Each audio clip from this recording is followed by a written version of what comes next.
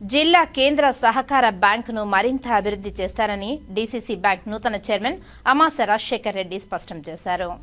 చిత్తూరు జిల్లా కేంద్ర సహకార బ్యాంకు కార్యాలయం నందు బుధవారం చైర్మన్ గా అమాస రాజశేఖర్ రెడ్డి బాధ్యతలు చేపట్టారు. ఈ సందర్భంగా ఆయన మాట్లాడుతూ తాను డీసీసీబీ చైర్మన్ గా ఇదివరకే పనిచేశానని, తాను చైర్మన్ గా పనిచేసిన సమయంలో బ్యాంకును అన్ని రంగాలలో ముందుకు తీసుకువెళ్లడం జరిగిందని తెలిపారు. గత 5 సంవత్సరాలుగా బ్యాంకు తిరోభివృద్ధి చెందిందని, దీనికి గల కారణాలు అందరికీ తెలిసిందేనని తెలిపారు.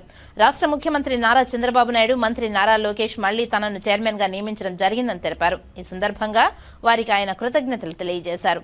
వారు తనపై ఉంచిన నమ్మకాన్ని వమ్ము చేయకుండా జిల్లాలోని శాసనసభ్యులు, ఎమ్మెల్సీలు, నాయకులు కలుపుకొని జిల్లా కేంద్ర సహకార బ్యాంకుకు పూర్వ వైభవం తీసుకొచ్చేందుకు చిత్తశుద్దితో కృషి చేస్తానని తెలిపారు.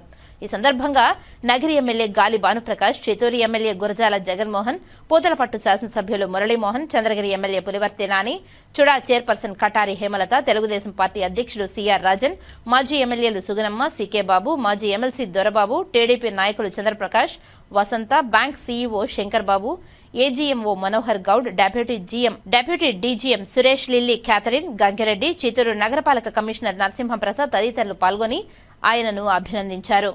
పెద్దలు చంద్రబాబు నాయుడు గారు ఎంతో నమ్మకంతో గురుతర బాధ్యతగా ఈ బ్యాంకుని మళ్ళా నన్ను చార్జ్ తీసుకోమని పంపారు. మీకు తెలుసు గత 5 సంవత్సరాలు ఏం జరిగింది ఇక్కడ. దాన్నింటిని కూడా బయట చేయడానికి బాబన్న తరబడి సంవత్సరంగా వాటన్నింటినీ కూడా వీటిని ఎన్నికలు లేపించి అని చంద్రబాబన్న దాని మీద పెద్ద పోరాటం చేశారు.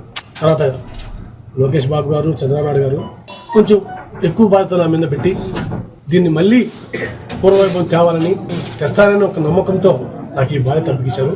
నేను కలిసి థ్యాంక్స్ చెప్పాను. అన్న చేస్తాను కదా, అలా కాదు ఇంకా బాగా అన్నారు. ముందు చేశాం కాబట్టి కాదు ఇంకా బాగా అన్నారు. ఖచ్చితంగా చేయాలనుకుంటాను.